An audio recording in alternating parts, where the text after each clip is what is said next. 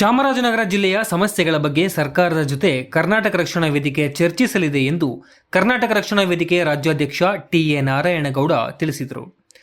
ಚಾಮರಾಜನಗರದ ರಾಮಸಮುದ್ರದ ಗೌಡ್ರು complex, B. Rachaiah ಜೋಡಿ ರಸ್ತೆಯಲ್ಲಿರುವ ಕರ್ನಾಟಕ ರಕ್ಷಣಾ ವೇದಿಕೆಯ ಜಿಲ್ಲಾ ಪ್ರಧಾನ ಕಚೇರಿಯನ್ನು ಇಂದು ಉದ್ಘಾಟಿಸಿ ಸುದ್ದಿಗಾರರೊಂದಿಗೆ ಮಾತನಾಡಿದ ಅವರು, ಸಂಘಟನಾಕಾರರು ಯಾವುದೇ ರಾಷ್ಟ್ರೀಯ ಪಕ್ಷಗಳ ಗುಲಾಮರಾಗದೆ ನಾಡು, ನುಡಿ, ಜಲ ರಕ್ಷಣೆಗಳಿಗೆ ನಿರಂತರವಾಗಿ ಕೆಲಸ ಮಾಡಬೇಕು.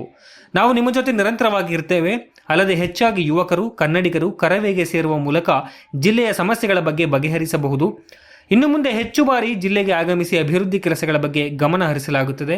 ಹಾಗೆಯೇ ಇಂಗ್ಲಿಷ್ ವ್ಯಾಮೋಹಕ್ಕೆ ಒಳಗಾಗದೆ ಕನ್ನಡಕ್ಕೆ ಹೆಚ್ಚು ಹೊತ್ತು ನೀಡುವ ಮೂಲಕ ಪೋಷಕರು ತಮ್ಮ ಮಕ್ಕಳನ್ನು ಕನ್ನಡ ಶಾಲೆಗೆ ಸೇರಿಸಿ ಕನ್ನಡವನ್ನು ಉಳಿಸಿ ಬೆಳೆಸಲು ಮುಂದಾಗಬೇಕು ಎಂದು ತಿಳಿಸಿದರು.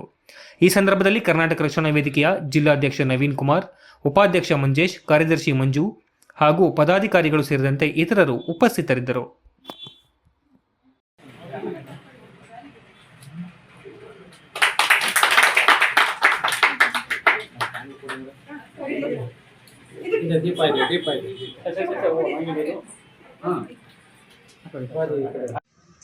ಯಾವುದೋ ರಾಷ್ಟ್ರೀಯ ಪಕ್ಷಗಳ ಗುಲಾಮಗಿರಿಯಲ್ಲಿ ಸಿಗಾಕೊಳ್ಳದೆ, ಯಾವುದೋ ರಾಷ್ಟ್ರೀಯ ಪಕ್ಷಗಳ ಗುಲಾಮಗಿರಿಯಲ್ಲಿ ನೀವು ಕಾಲ ಕಳೆಯದೆ, ನಾಡಿಗಾಗಿ, ನುಡಿಗಾಗಿ, ನೆಲಜಲಗಳ ರಕ್ಷಣೆಗಾಗಿ ನಿರಂತರವೇನು 26 ವರ್ಷದಿಂದ ಕರವೇ ಕೆಲಸ ಮಾಡ್ತಾ ಇದೆ ಕರ್ನಾಟಕ ರಕ್ಷಣಾ ವೇದಿಕೆ.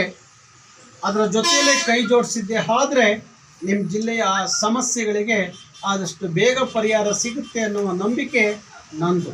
ಹಾಗಾಗಿ ಈ ಭಾಗದ ಕನ್ನಡಿಗರು, ಯುವಕರು, ಮಹಿಳೆಯರು ಹೆಚ್ಚು ಕರ್ನಾಟಕ ರಕ್ಷಣಾ ವೇದಿಕೆಗೆ ಸೇರುವ ಮುಖಾಂತರ ನಾಡಿನ ಸಮಸ್ಯೆಗಳು ಎದುರಾದಾಗ, ಜಿಲ್ಲೆಯ ಸಮಸ್ಯೆಗಳು ಎದುರಾದಾಗ ಜೊತೆಯಲ್ಲಿ ಗಟ್ಟಿಯಾಗಿ ನಿಲ್ಲುವಂಥ ಕೆಲಸ ಆಗಲಿ ಅನ್ನೋ ಮಾತನ್ನ ಹೇಳ್ತಾ, ಹಾಗೆ ಇವತ್ತು ಜಿಲ್ಲಾ ಮಟ್ಟದ ಒಂದು ಸಭೆ ಇವತ್ತು ಜೆ.ಎಚ್. ಪಾಟೀಲ್ ಸಭಾಂಗಣದಲ್ಲಿ ನಡೀತಾ ಇದೆ.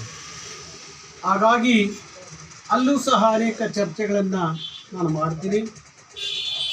ಇಲ್ಲಿಯ ಸಮಸ್ಯೆಗಳ ಅರಿವು ಮೂಡಿಸುವಂಥ ಕೆಲಸ ನಮ್ಮ ಜಿಲ್ಲಾಧ್ಯಕ್ಷರು, ಜಿಲ್ಲಾ ಪದಾಧಿಕಾರಿಗಳು ಎಲ್ಲ ಮಾಡಲಿ ಅಂತ ಹೇಳ್ತಾ, ಇನ್ನು ಯಾವುದೇ ಚಾಮರಾಜನಗರದ ಸಮಸ್ಯೆಗಳಿಗೆ ಕರವೇ ಸರ್ಕಾರದ ಜೊತೆಯಲ್ಲಿ ನಿರಂತರವಾಗಿ ಮಾತುಕತೆ ನಡೆಸುತ್ತೆ ಅನ್ನೋ ಮಾತನ್ನು ಹೇಳಿ ನನ್ನ ಮಾತಿಗೆ ವಿರಾಮ ಕೊಡ್ತೀನಿ. ಶರಣು.